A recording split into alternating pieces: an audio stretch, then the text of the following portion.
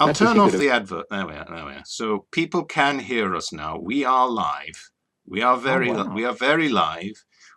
I just haven't turned on the picture. There we are. There we go. And of course I fucked this up.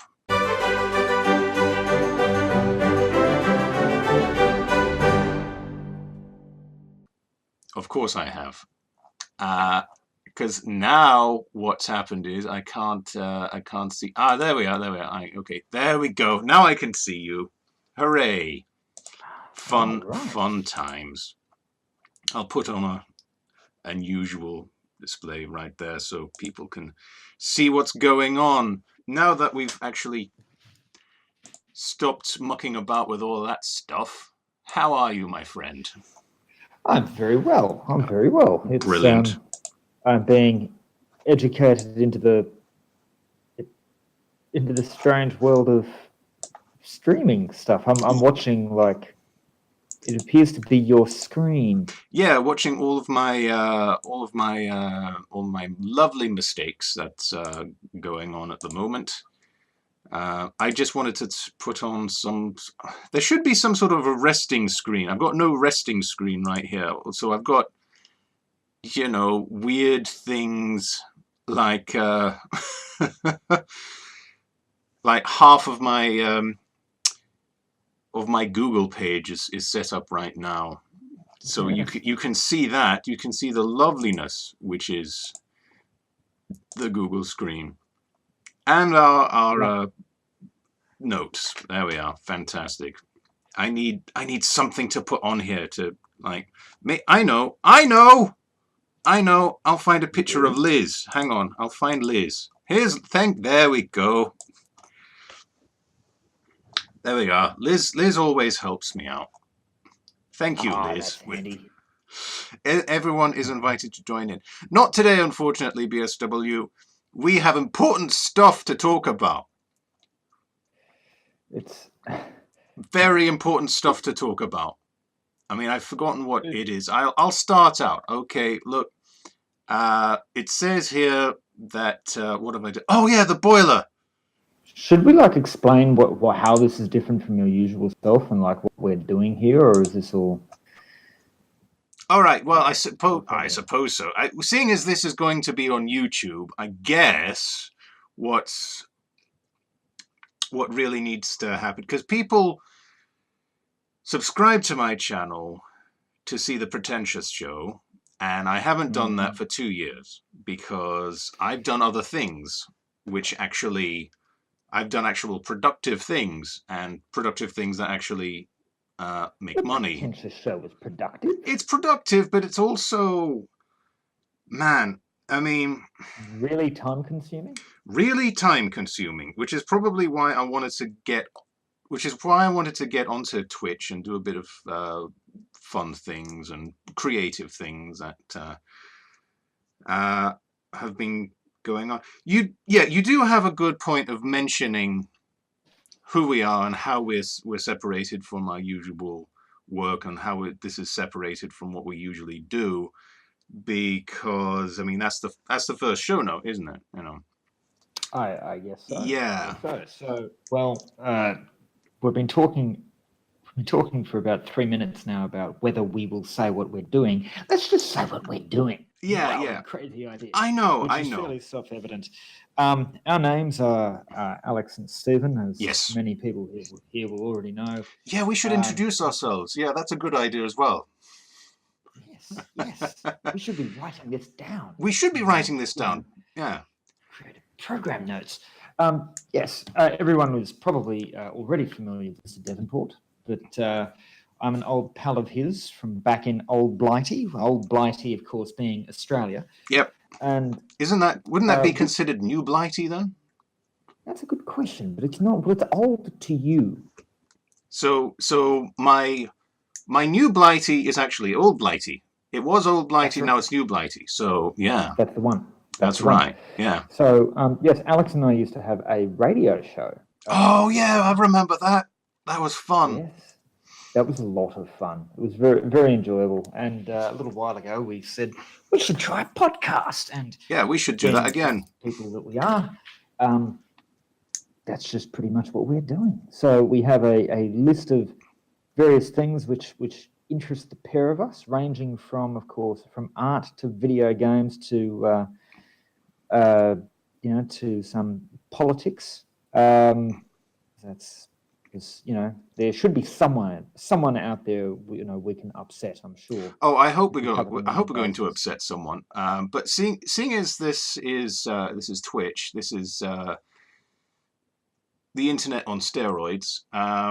You're going to get a wide variety of very strange people, and I kind of like that. It's sort of it sort of gets you prepared very quickly for the sort of bullshit that you have to encounter when you're dealing with a large audience of people. You're going to get wonderful people, and you're going to get terrible people. You're going to have a variety of motivations. I'm going to hold your hand and pull you into my hell, but it's a hell that I love. So thank you. I think you're welcome. I just realised if I had known that I was going to be broadcasting my face to the world this evening, I probably wouldn't be wearing a dressing gown. But, well, I'm wearing a dressing gown as well. Let's make that a thing, shall we? If we do this again, dressing gown for... yeah. If we do this again, let's just keep our dressing gowns on so we can have an Arthur Dent. We'll have an Arthur Dent off. How about that? I like it. I know where my towel is. Well, Mr. D, would you like to kick us off on what's Oh, and BSW is also wearing a dressing gown. That makes me happy. We're all nice and cozy together. It's an internet version of a pajama party. It is. It's a pod-jama party. That was bad. I apologize. Yeah. Okay. Well, I just want to say to start out with, as I said, because this is going to be on YouTube, there's a question of why haven't I been doing the Pretentious Show recently? Over the past 2 years. And the reason is, as you pointed out, that's a lot of work. That's a lot of work. That's a lot of effort. That's a lot of research into doing something that it's a form of entertainment that I find very tiring now, i.e. someone with an opinion looking directly into the camera, shoulders back, saying exactly what's on their mind. I'm not saying you shouldn't have an opinion. Everyone's got an opinion, of course. I'm just really sick of everyone shouting theirs, that's all. We're living in an age now where I'm just sick of everyone shouting. That's all. And I didn't really want to take part in that anymore. I've had enough. It doesn't matter how articulate and right I am. Doesn't matter. I'm just sick of that. And I'm so far just really happy about constructing artwork and drawings and stuff and turning them into books or exhibitions right now. I mean that seems to be my thing, and that's what makes me happy, and I get to meet people like BSW who like to flirt with me, and that's also nice, Alex, who can't flirt with you? I mean, we're all barely restraining ourselves. That's right. I look a lot like I'd like to think that I look like Aquaman at the moment. What, wet? Oh, I am wet. And I make others Excellent. wet. Oh, yes. This podcast took an uncomfortable turn. Well, I tend to. Look, I think that makes sense. Actually, speaking of you've certainly been very prolific of late with your artworks. I don't think many people would know this, but a couple of years ago, I visited Alex in London, and Alex lives in a fairly modest sort of place, but he's very, very good at making oil paintings and artworks, but having the space to do things with them seems to not be your forte. Is that a fair comment, Alex? What that I've got too much for my walls. Is that another way of putting it? Well, yes, that's another way of putting it. What I'm trying to convey is entering your house looks kind of like, I don't know. You expect some sort of your hair to, the owner to have hair that like this, and perhaps a couple of cats maybe. But the thing is, there are so many artworks stacked up in your place. I find it remarkable that you can move around. I mean, didn't we have to physically move giant oil paintings out of the way to get into your kitchen at one point? Oh yeah, that's all. They're all by the door now, which I'm happy about. They're next to the door. I shoved them all in there, and all is good. See, I'm fine. Sorry, excuse me for a second. I just wanted to have something. There we are. That's a better thing to put up rather than Liz. There we go. Okay. You'll see it in about 10 seconds. Yeah, there we are. Okay, cool. Yeah. Unscientific illustrations. Yeah. There we are. Yeah. Perfect. So, all right. Well, yes, that's. Well, that leads very nicely onto my second show notes, which is have new books and productivity, and that's what I've been doing. I no longer feel like I'm just wasting space with my artworks. I'm making books now, which is lovely. I'm very happy that that happens. So did I read that you got one of your books published recently? I've got 4 books published on Amazon now. 4 books. 4 books published. Yeah, and one of which I do not have here. It's downstairs. I'm an idiot. But one is on scientific illustrations, which I think you've handled. Oh no, I didn't. No, you didn't. No, you didn't. I went over to Australia and said, look, I published this book. It's great. And you weren't there. And I was sad. Right. I was interstate at the time. Yeah. You decided to go to another state and just ignore me. Well, we all do what we've got to do. Yeah. That's just a fact. But I'm glad that you've got it. Oh yeah, this was put together. This was put together actually this time last year. I finished it and I uploaded it onto Amazon, and it's doing well. No, it's doing okay. If I lost money. No, that's why I do this. This is why I'm very happy about continually doing this. I'm continue to upload these things and continue to sell them. Because I'm used to just doing this by going to a printer and saying, could you print out like 70 of these, and then owing a very, very large amount of money, and that's not good. But seeing as I don't need to give out any money for this, they're just printing them per order. I'm happy to do as many as possible, and I have been. So I've been doing this one, and for those who have seen me before, already know about this, especially BSW. I think BSW has bought one of these books, which is nice. Hooray for BSW! Yeah. And it consists of a whole bunch of things that have no reason to be. It's nonsense. This whole book is about nonsense, and and there they all are. It just labels that have got nothing to do with the actual picture. It's a toilet book. You pick it up in the toilet and you go, huh, and have a mild chuckle and then put it back, and I love that. Well, I have a question for you, Alex. Yes. This is, and I wasn't kidding about all the paintings in Mr. D's house.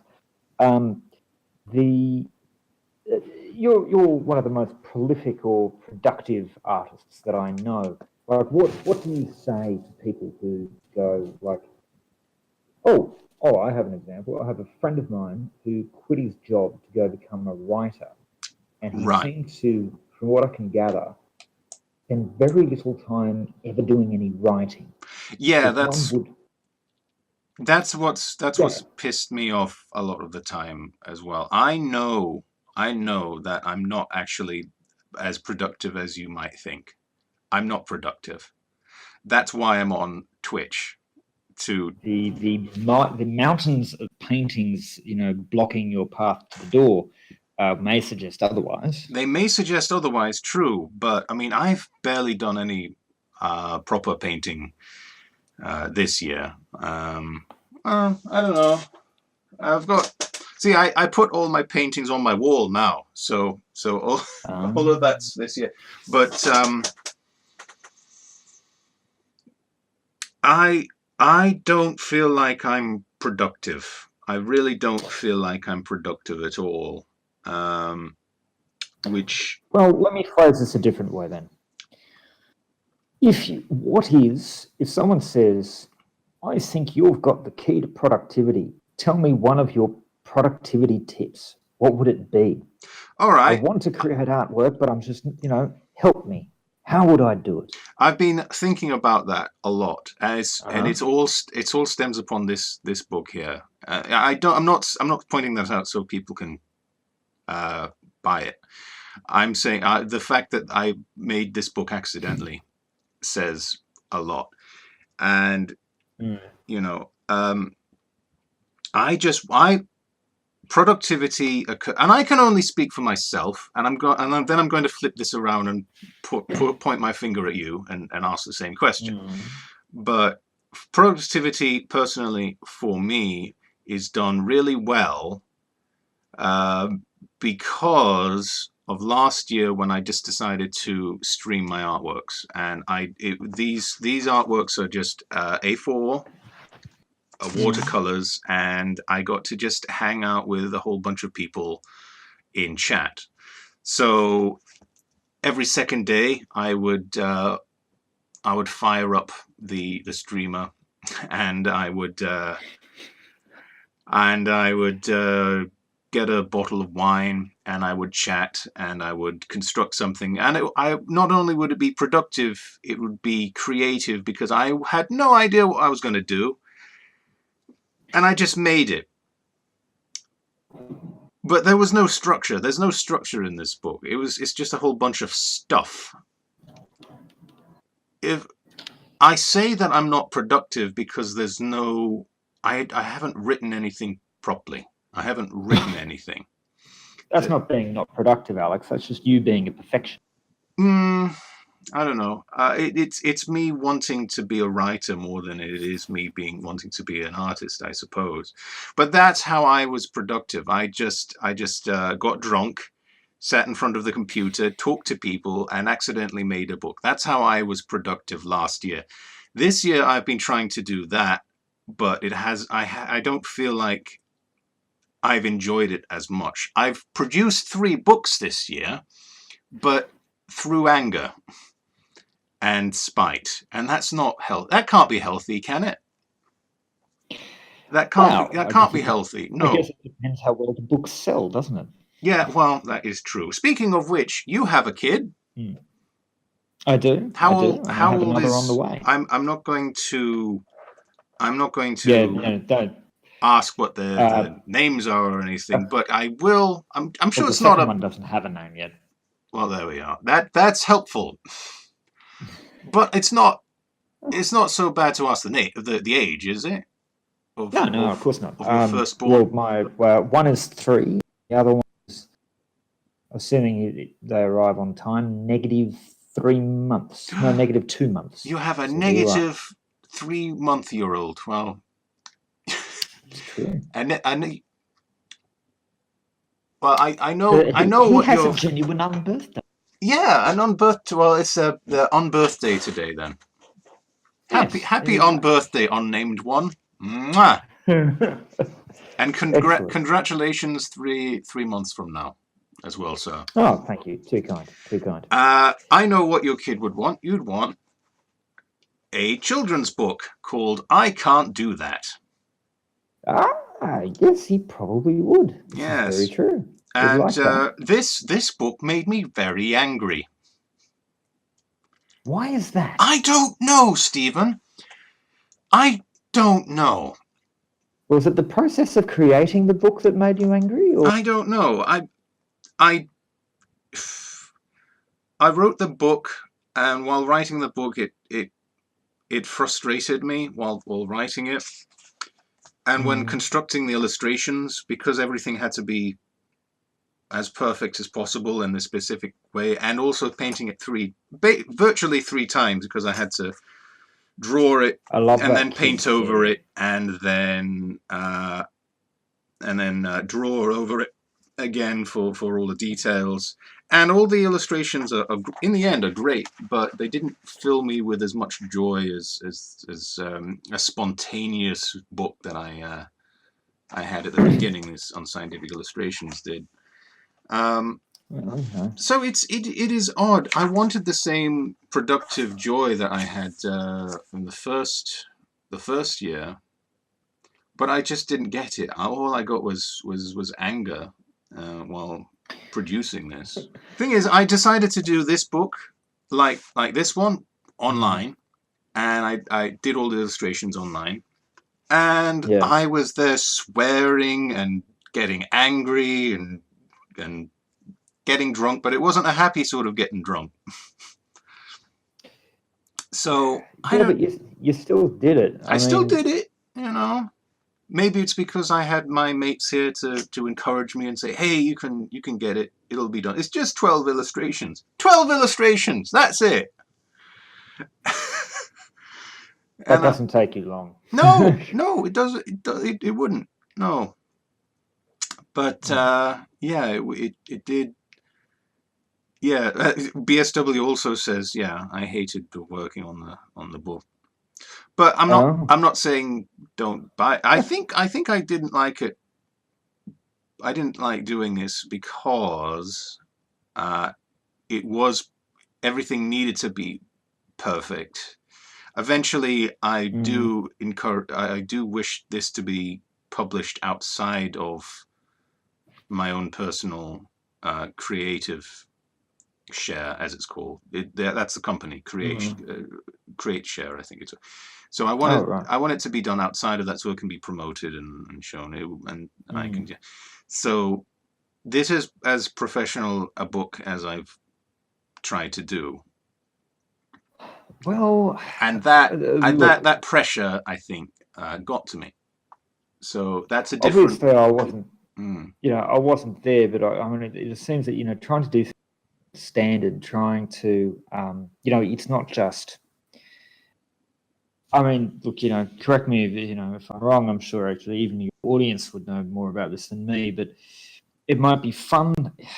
Coming up with the ideas is fun. Oh yeah. Implementing them and getting them to polished final product stage. That's where the work lies. And of course, it's a different sort of task if that's what you want to do. But like if you want to make a crust out of it, then some element of it is going to be work. Yeah, that is true. It's there's going to be boring parts of your dreams. It's going to happen, and no matter what, you're going to have to put some effort into it, and a lot of the time you wouldn't know what the effort is because you haven't done this before. It's a bizarre situation, and then when you realize the task at hand, oh, I have to do this. That's spooky. Well, the analogy I'll draw to something. Writing is often easy. Proofreading is annoying as hell. Yeah, I didn't proofread this. My mate Lorelei proofread this. Excellent. Your spelling is awful. I know. You're the only man I know who's ever spelt spelling with an A. I did not. Did I? Yes, you did. Spelling. You sent out a note on Facebook. Who can help me with the spelling? SPEALING. At that point, you probably said, "No one can help you. No one. I'm sorry. It's over. I would have helped. Don't worry. Well, I'm going to put the question over to you. How do you remain constructive without revealing too much of your work? And is it too much to say that you also do a bit of acting? Oh, no. Look, that's fine. Well, I don't earn a living from acting. How do I stay productive? Basically, I guess I tend to put myself in situations where I'm forced to be. I mean, deadlines are very helpful for that. And one of the things I guess I probably took to acting more than anything else is that because it's collaborative, like the pressure of needing to not let other people down encouraged me to actually get stuff done. And sometimes I've found with other work, trying to write a 50-page piece, it might take 90% grind and 10% sort of 10% actual getting the stuff out. But I guess what I would say is ultimately everybody has techniques or tactics, tricks, for want of a better word, that work for them, that make them productive. And really it's just a case of finding them. There are, I think, traps that people fall into, which are very common. So I think overwork is the most common trap that I've actually seen.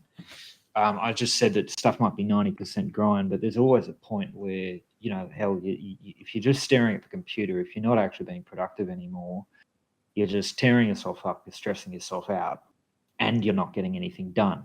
So you may as well, stop, walk away, and come back.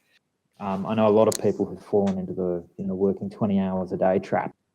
And yeah, that's not good.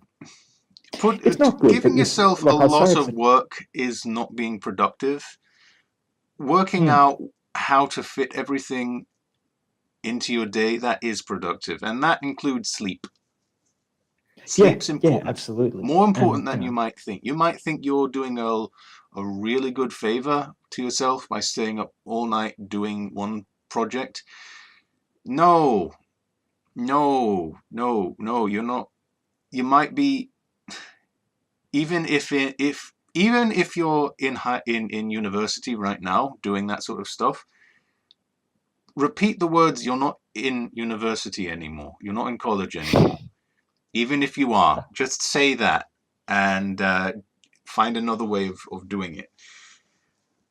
I assure you. I remember studying for an exam once in the middle of the night, and my brain suddenly went, I could become a circus mime. And I started sort of working out this circus mime routine around the table. And I do have a touch of training in it, so it's not completely crazy. Oh no, I know. I've seen your mind work. It's quite good. I started working out this mime routine around the table, and I was thinking, what am I doing?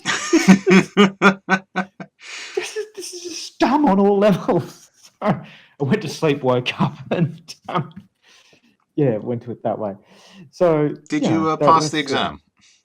I did, actually. Good man. I did there we pass are. the exam, so I was very happy with that. So that's my trick on it. I guess the sleep one is really the one I'd push. I've seen a lot of people. When I say a lot of people fall into the sleep trap, I think that there's only a human being can only output, say, I don't know, 8 to 10 productive hours a day.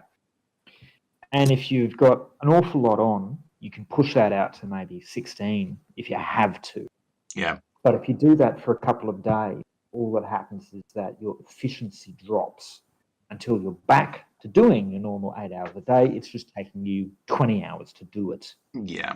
That's not cool. Yeah. And it is very sad when you see people when they get a massive work cycle, because you realise that the only way to get out of that, to often is to let something go. To go, no, that can't be done, and this is not a long term. This is not even a short term lifestyle. No. So, I remember we were doing a lightsaber battle around the country, and then you said to me yeah. once, "Do you think we are odd people?" And my response to that is honestly no. There are much, because we know when to stop. It's an important skill. When there is a lightsaber battle happening in the middle of the street, that's not unusual. It really isn't. People immediately construct a connotation in their mind saying, "Oh, this is a performance." That's normal. I was dressed like a pirate. Yeah, and you were dressed like, we were both dressed like pirates, Yes, because there was so much of a disconnection. Of course, people are going to say, "Hey, this is a performance." So therefore, the activities that we were doing, that is actually normal, more normal than we might think. So I'm very, very happy to say that we did that. I'll tell you what's not normal. I'll tell you what I don't like. I don't like it when people pretend to do genuine things as pranks. I just hate that. I hate pranks. I hate trolling and things like that. I can understand. I mean, well, there's limits to everything. You probably don't remember this? I once worked in this in a very sort of stuffy kind of office, and we were going to go see Pirates of the Caribbean 2. Oh yes, I remember this. Yeah, because no one had actually seen it yet, so we didn't know how bad it was. And I was at work. It wasn't that bad. And yeah, no, it wasn't that bad. It wasn't as bad as number 3, but it wasn't that good either. Yeah. I mean, it wasn't number 1. But anyway, I was at the office and I got a phone call, and it was the front desk, and I went, "Stephen, there's some people here to see you." I'm like, "Oh, okay. Who are they?" And they went, "They're dressed as pirates." And then I hear this, "Ahoy, me hearties!" I am very happy that we managed to do that. Yes, so I sort of went, "Okay, 1 minute." I hang up, ran out. I ran out, and you said, "We're all going to see Pirates of the Caribbean 2. You're coming with us."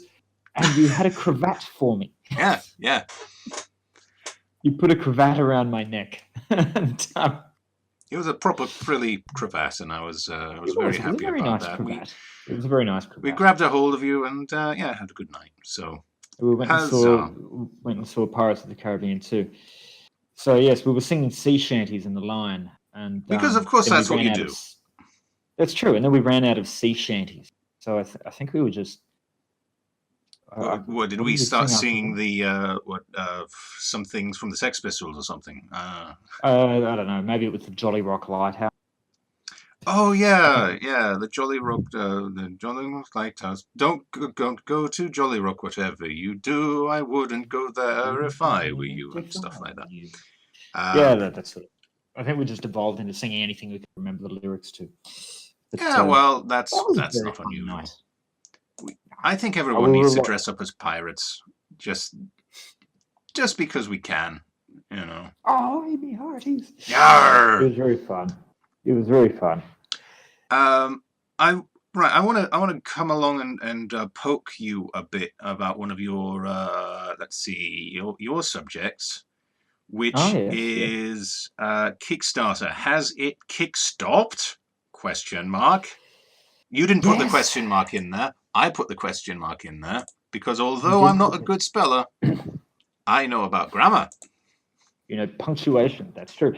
Well, look, this is I'm a video game nut. This is a thing I do a lot, and I guess the thought which got it was like, number one, you can tell that a lot of the the massive Kickstarter type stuff has gone, and it also I didn't know that. What do you you're not mean getting. by that? Well, I mean, you're not getting like when who was it? When Double Fine came out, Broken Age, like it broke all these records. When In Exile came out with Wasteland 2, it broke all these records. I mean, Mighty Number 9, you had these massively successful Kickstarter projects. And it's been quite a while since I've heard of it. Since I've heard of such a massive success like that. And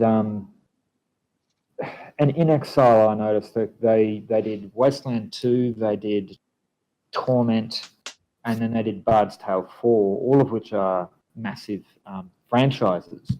And the amount of money they were collecting from each one was, going down. Yeah. With each, it was quite obviously. I mean, they kickstarted. Was each of them a Kickstarter project? Yeah, each of them were Kickstarter projects, and they moved from Kickstarter to a different platform called Fig, which actually gives anyone who backs it a share in the profits. Right. Okay. So you can buy a portion of all. I was going to say buy like shares or something, but yeah, well, it's effectively virtually that. Yeah. Yeah. Except it doesn't give you any ownership right of profits to the project itself. And but you can still see the money down. And the last one, which I backed, was Bard's Tale 4. Yes. And it occurred to me that actually, like people talk about Kickstarter, being this great way to, bring up, to encourage innovation that, publishers, stifle out. But I was following this Kickstarter and the forums quite closely. And the thing that amazed me about it was the number of people who backed this project because it was an already established franchise. Yeah. Because they knew what it was, and who were utterly dead against anything new happening with it whatsoever. Huh. And I thought this is actually the exact opposite of innovation. Yeah. In Exile recently sold to Microsoft. Actually, Microsoft bought In Exile and they bought Obsidian, I think it was. Two really big RPG video game companies. And of course, I remember reading on Twitter all of the stuff about, this kill off, Microsoft's going to kill off all the innovation. And I thought, these companies, well, In Exile at least, when they tried to innovate, the fans turned toxic on them. And it surprised me a lot because Bard's Tale is a franchise which I, really, really like. And but the last game came out 30 years ago. And 30 years. That's 30 years. Bard's Tale. The Bard's Tale. Yeah, Bard's Tale 3 came out in 1988. I didn't know that. Yeah. I'm not as familiar as this at all. No, it was a massive. Yeah, I wrote an article recently on a blog called Normal Happenings about Bard's Tale 1 being the most influential video game on my life that I've played, actually. Sure. But the thing that surprised me is when In Exile came out and they went, we want Bard's Tale 4. And my first thought was, that's great. I really want to see what you're going to do with this in 2018. But I seemed to be the only one who thought that. Everyone else seemed to basically want them to make DLC for Bard's Tale 3. And, using these 30-year-old game structures. And I thought that's just crazy. It's, I don't know, it's a bit like, it's a bad analogy, but it's the only one that's, if you could suddenly resurrect, right, J.S. Bach, right, if you could just pull him back to life, wouldn't it be fascinating to see what he'd do with rock music? Yeah, sure. That's what I would want to see. I would totally want to see him do that. I would not go, give me a waltz in true Baroque style, don't change a thing. And he might go, what's this electric guitar? I really want to see what that's like. No. You're not allowed to touch that because this is a Kickstarter project And we don't like new things. If I'd known this was going to be new, I wouldn't have backed it. Anyway, that was. I was. Well, people do like to grab a hold of nostalgia by the throat and say, I want to love you forever and ever and ever and never let you go. And I want I want to bring you back to my childhood or whatever, and say nice things about me. You can't go back at the end of the No, day. this is the Star Wars mentality, is what Yes. it is. Yes. If you wanted to see the first film, watch the first film. Otherwise, don't No. complain about new things. Yeah, I know what you mean. I found that very, very fascinating. See the reaction to Star Wars, intriguing. Did you want to get onto to news that you wanted to? Is there something Well, very much you were itching to say? Um, it's okay. Well, I think that you definitely need to tell us about the Banksy stuff because I'd be interested in your take on that. And looking at the stuff we've got here, I might talk about the well. Tell us about Banksy. You've got 5 minutes. 5 minutes to talk about Banksy. Okay, get off my watch, sir. I found the Banksy stunt fascinating. For those who don't know, and I might. Do I have the ability to? Yeah. Oh, look at that! It worked. For those who don't know, Banksy is a big street artist turned professional fine artist, and he's done that by selling a whole bunch of works that once upon a time used to be street art. And this is a classic example. It's the girl holding a balloon, and it was sold in auction, and unknown for everyone else in Sotheby's, it was shredded. So as soon as the hammer came down, this is going to go for 1.3 million pounds. Boom, hammer goes down, and it's immediately shredded, which is a statement upon how street art has been commercialized to a grotesque extent. Except this stunt has increased the value at least twofold, because it wasn't shredded, it was half shredded. It has now become a statement. It's now become an object equaling a statement that was never truly shown properly, has now inadvertently made this piece so much more valuable. It was said to be, supposed to completely shred, and something went wrong. Oh. It was said also that the auction house, the huge auction house, did not know about this, and that is, I mean, I'll take them for their word. Fine. I frankly don't care anymore about whether this was done on purpose or not. Was this done on purpose? Doesn't matter. And this isn't the first time this has happened in history. It's like, this reminds me. Oh God, yes. I mean, not as a prank, but as sort of poking the establishment to see what would happen. The artwork Fountain, which is a Dadaist piece, which was, set up in an art gallery saying, this is a work of art. And it was meant to be a joke. It was saying, this is what art is becoming.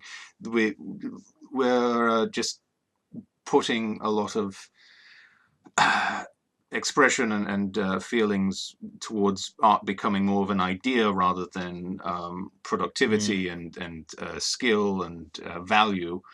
And by the 60s, those sorts of works that were constructed by the artists like Fountain Mm. look so much like artworks that they become the most famous artworks of the time and even now, and they have become the iconic representation of modern art and postmodern art because it was done in that turning point. So this piece is not just a big prank. This will be in the art textbooks from now on. This is art history Oh, right here. yeah, You absolutely. can't ignore. You could ignore Banksy until this point. You could say, it's just a fact. No, you can't ignore him anymore. You can't ignore him anymore. He's become art. He's become part of art history. He's Mm. yeah. And furthermore, there was someone who just after this, a couple of months afterwards, had bought a Banksy work of art Oh, and I tried heard to. about that. You heard about this and tried and Yeah, tried painted to over it replicate it. and say, this. I'm destroying this. No, you're not destroying it. You're just adding money to it. That's all you're doing. I'm sorry. The only way you can destroy the artwork is to destroy the art, to actually set it on fire. Then you'd make it, Yeah. and then they'd sell the ashes or whatever, and then it would become a martyr. Oh, yeah, you could just keep. You I mean, can't, you I guess can't win if you it want to make seems a to, statement on this.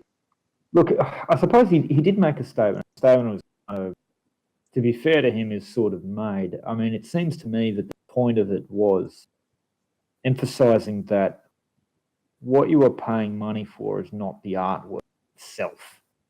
Not just the artwork taken on its own. That's not, that's not what this is really about. And the art, and from him, I guess, saying, this artwork itself is so disposable that I can dispose of it. Yeah.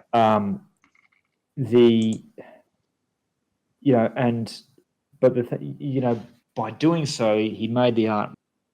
This sort of proves his point in that. It kind of does prove a point, yeah. Yeah, you're right. It wasn't the art. It was, it's the things that surround it. Nobody bought this painting because, for 1.4 million, because they went, that painting fills, I don't care what the rest of the world thinks. That painting uniquely fills me with such joy that I consider it worthwhile spending that sort of money. No one thought that. That's not what you were doing. No. And I understand that. I get it. That's what that it's not just art that does this. A ball, no, of course not. Well, a baseball can turn into millions if it wins the World Series. That objects can just rise in value, I should say, just by rapport or names. Just and you can get angry about that. I'm not going to. I think, all right, that's how it works. Yeah. Okay. Look, at the end of the day, value of everything is, the dollar value that we ascribe to it. Yeah. It doesn't matter. We give it value. It's not actually how. Yeah, it doesn't actually matter how useful it is. All that matters is how useful people think it is. That's how value is determined. It's always subjective. So, there's no. In a sense, I understand that it's frustrating and artists, and and the beauty of the object is what you dedicate your life to. Why it must be frustrating that people who claim to be, the great connoisseurs medium, in fact, probably the people, the audience on which the medium relies to exist, seems to be the ones who just don't get it.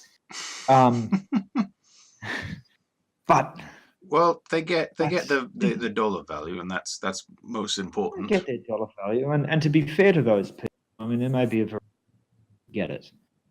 And people are collectors. Like, I've got some collector stuff in my cupboard over there. I've got autographed Bard's Tale stuff. It's you really love that series. I do. I really do love it. So yeah. But there we are. The nonsense and the beauty keeps on going. And we'll see another one of these in 100 years, maybe in 20 years, maybe tomorrow. These things Ah, yeah. these things happen. Okay, I had some opinions, but then I forgot it. So tell Well, there you go. tell us what's been in Well, your head. okay. It was the world. I made the note. The World War One armistice. Yes.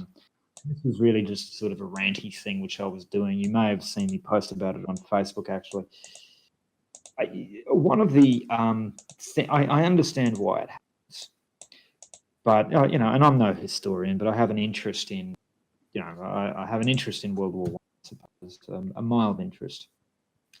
But one of the things I find a bit frustrating, at least in Australia, I don't know how in the UK, is that when Remembrance Day comes around, people, people are talk about, the noble sacrifice of the soldiers, and of Yep. course how it's, how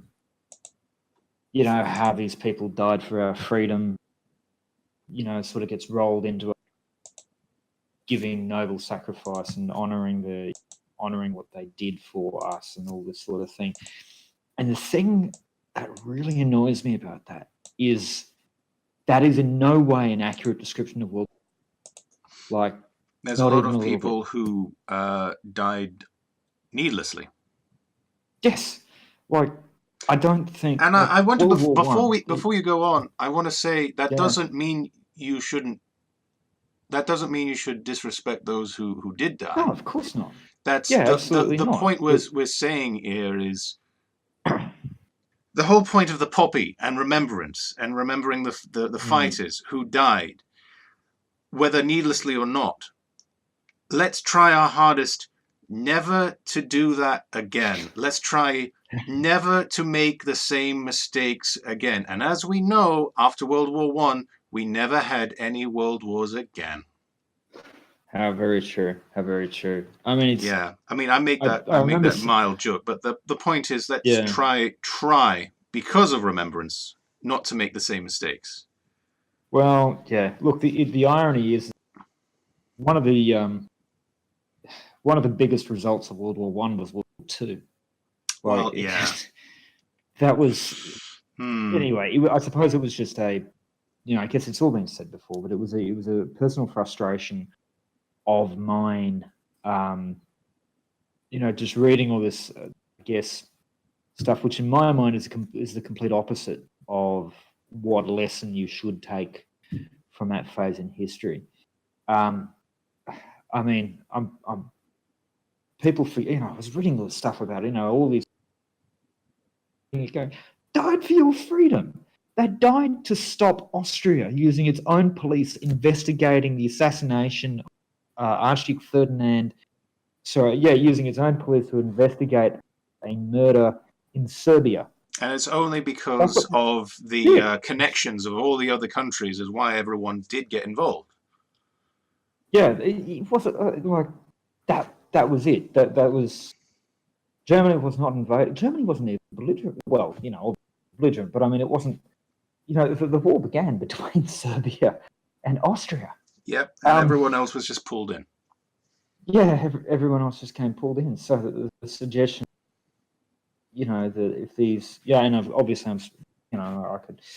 I'm obviously speaking about the Australian experience here, which is, Yeah, I guess, brought into sharp focus by the fact that we're 1,000 miles away. But the suggestion that particular conflict was so important that that this was a necessary thing for people to do is obviously wrong. no, you can make Anyway, arguments about that for the Second World War. you could. That's not Oh, what we're absolutely. talking about. Austria wanted to, I simplify slightly, but that was a sticking point. Austria wanted to use its own police to investigate this murder. Anyway, that was sort of that was my rant on that. Yeah, Um, and we're not we're not we're not shitting on anyone's remembrance either. It's not no, like I there's think it just two absolutely should opinions. be remembered. I think it enhances the whole point to acknowledge why we have Remembrance Day in the first place. Yeah, You I know, guess the question is, yeah. I mean, yeah, Anyway, that was people use it for several different ideologies. Sure, and I can understand that, and that makes me feel uncomfortable. But let's not think about how other people have used it. Let's just remember what actually happened, and why we remember, and and how misunderstood it really can be sometimes. So Indeed, indeed. But let's end on a happy note. let's end on. Well, I'm going to do a bit of a rant now, There was I Stephen. thinking we're done already. Oh no, I'm pulling you into my personal hell for a few seconds. Here we go. Joys of So, life. so I went to see this artist, and this artist only, really. I meant to just let me. Oh, you've disappeared. There you are. So this particular artist, I wanted to see at the Saatchi Museum. Okay. Yes. And he does good work. I absolutely loved it, and I specifically went to see him. Let me show you. Oh, that's a good example. That's the size of the work. This is how gigantic the work really is, and I don't think I'm showing it very well. You can see this dude's leg. There we go. Oh, right. There we go. Okay, that's more like it. Yeah. So his name, I need to Wolf von Leichenwitz. Oh, right. And his work is giant oil paintings in the style of Baroque. Not unlike my work, but instead of animal heads and stuff, he uses special effects and color absurdities, and shows pictures of crystals and stuff over the faces of these people. It's like someone mucked around with Photoshop a lot and then put that image onto canvas. That's the best analogy of how I can describe it. And I don't have anything to say about him other than his work is really cool. Okay, that's what. I thought this was a rant. No. I haven't started the rant yet. I'm saying this guy is cool, and I suggest that anyone who's around the London area go see this person. It's only on for one more day, so boom, have a look. Now, as for the actual rant itself, I wanted to say what else was in the gallery, which was Black Mirror. And I just watched all of Black Mirror, you know. Yeah, it's Black Mirror with name only. It's not. Come on, open up, you bastard. Art has social satire. That description fills me with fear. Now, I'm going to pop up this artist now. This is an artist who deals with photos. Okay. A foot. Yeah. 2 feet. You can't see feet. Looks like an ad in a Russian, one of those Russian single sites. Oh God. So so Richard Billingham, and I was told to study this guy to an extent, or at least point him out, and that's fine. You know, I've got no real problem there, but I just can't help but feel, and to describe his work, he photographs his family, his somewhat sad lower class family, and then exhibits these photographs on very large canvas-like things and puts them on the walls of the gallery, which have been allocated to him. And so I saw, this is the first time I've seen his work in an actual gallery, as is supposed to. What nationality is he? I'm quite sure he's English. I couldn't help but think, you know, I couldn't help but think while looking at giant pictures of poor people while we strutted about,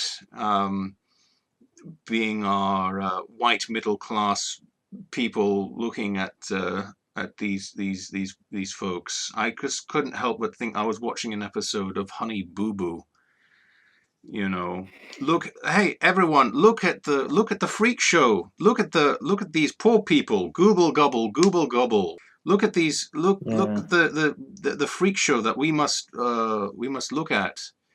I felt really like that. I felt like Kind of feels like poverty porn. yeah, it's like yeah, that's basically what I feel like I'm looking at. And there's this picture of someone doing a jigsaw because she doesn't feel like she's, and I felt really grotesque by looking at it. This is the same. This is This is an actual person's family. This is the artist's actual family. It's not like he's going off to see an exhibition. It's not like he's going to, Yeah. someone else's house and photographing and saying, "Ooh, look at this." He's showing his own life on display here. But even if he's making a social statement, it really does seem like poverty porn. I feel I don't feel right. Yeah. Because What I don't. just before I went in, okay. And if anyone wants to Mm, go to the Saatchi Gallery, I suggest you do, because why not? And around it, there's stalls, okay, food stalls, where you get to mm, watch yourself. I tend to try and watch myself as much as possible, and I was watching myself going, "Ooh, bread! Ooh, meat! Ooh, cheese! Cake!" And I was going, "No, you know what they look like. You know what these things look like. They're just out of the wrappers, and they're being displayed here." "Yeah, but they look so good." "Yeah, I know they look so good. It's all about presentation, man." "Yeah, but I want a cake." "Okay, fine. Have a cake. Do that." So I was just after I had eaten this giant lemon cake, which I had bought for no reason other than it looked nice. I was looking. mm. I was in this exhibition, looking around and seeing these giant canvases, and I'm going, that's very interesting. And I felt bad. I felt terrible. So If I'm, if I may spitball this for a moment, yes, please do, because there's I a- don't have anything else to say other than, I feel a bit ill. well, I'm just going to talk about some random thoughts which come to mind. Yeah, I mean, he may argue that these photos were taken before he became famous, but Sure. well, thoughts which I'm my immediate thoughts. Number one, of course, these things are slice of life, and I suppose the point of the point of art, but one of the things that art does, of course, capture you capture our lives actually are being lived, and there is value in showing what is actually going out there. Let me that sounds showing how life actually is without putting beauty on it. Yeah. One of the things I once one of my acting teachers once said is that if you ever watch ordinary people in a shopping center, he said they do not act like naturalistic actors in a film. They act ridiculous. And if you took if you took video footage of what they of how people actually move, interact, and what they say, and you put it on a film, because the naturalism that we're used to everybody makes very deliberate. They don't fuss around. Everything they say makes sense. The delivery is even. The rhythm is even. And life's not like that. Nope. So there is. So first thought I would say is that there is value in showing in reproducing what life is like. It makes no. Second point is it makes me uncomfortable. I share your reaction. There is something about this which feels manipulative. Yep.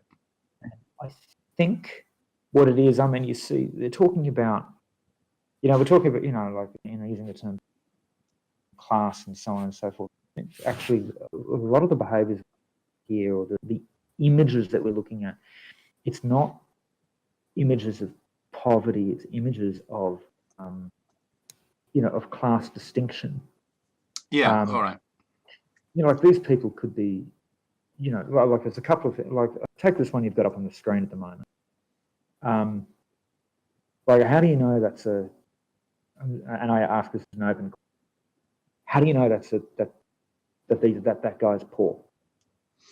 I guess I'm not. I guess I'm making assumptions. I also read a few of the things that the artist mentioned. Yeah, I'm sure. This is the actual artist's dad here, for example.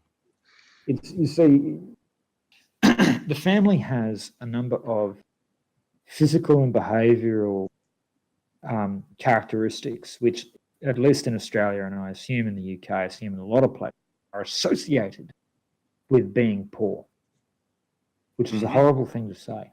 Yeah, I understand. But and I feel like these people are being so that's just an unrelated point, but sort of to get to the third point here, which I feel uncomfortable, is these people are being photographed, I think, to emphasize their grotesqueness. Yeah. And there is nothing like that man in the photo there. There doesn't appear to be, there's nothing in this photo which indicates redeeming features whatsoever. No. He's throwing the cat. Yep. That looks like there's an alcohol bottle. Oh yeah, this is the most famous photo that this person's done. That's why I've put it on here. Yeah, he's throwing the family cat. Like there is nothing redeeming that you gain from photograph, and that's, I guess, what I consider manipulative about it. It's just you take photographs of conventionally unflattering poses and then put them up and say, look how ugly these people are. And the fact that you've done it to your own family makes me feel more uncomfortable about it, actually. So you can understand my position then, really. Yeah, and there's the comment. Yeah, the photo left granny, that emphasizes the the ugliness of the photo, and it also the lighting is done through a flash as well, which makes you think, unprofessional is being used. Everything here is as real as possible. The thing I don't like about these photos, somebody would put them up and sort of, look, poor people suck. Yeah, that's what I'm reading from this. Look at this. Look at this. And there is no indication of humanity from any of these. Well, not really. I'm not looking at it closely, but this artist has been present since the mid 90s, and I don't know what else they've been up to and where the family is now. That's really what I was thinking. So I was. That's what I was doing yesterday. I went to an exhibition and I looked at poor people in a cage virtually. Oh, that's charming.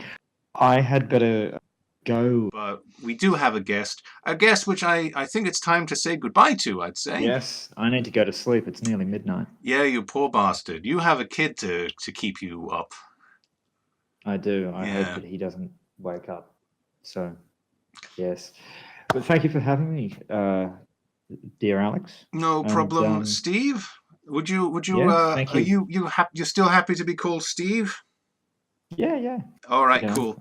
All right, everybody. This is Steve. Steve has been involved in our first podcast, and I enjoyed this.